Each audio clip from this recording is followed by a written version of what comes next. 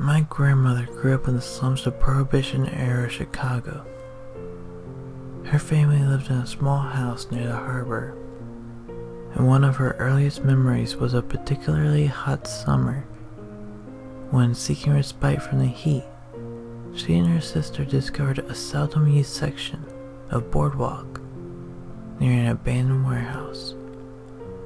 Every night for several weeks, the two girls would make their way down to the docks and sit together on the edge of the pier as the sun went down.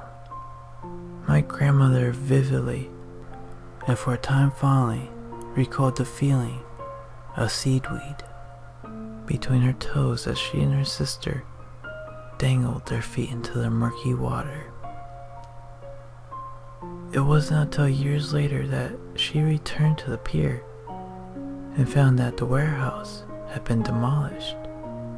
Curious, she made an inquiry with the Department of Planning and Development. Apparently, the warehouse had been owned for a time by the mob, who was using it as a base of operations for a local prostitution racket. It had only been uncovered when an associate began disposing of rival hookers by fitting them with concrete shoes and dumping them into the harbor.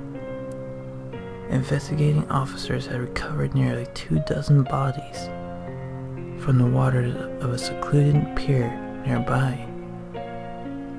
How had the bodies been discovered? A passing fisherman spotted some of the victims' hair floating near the surface of the water like seaweed.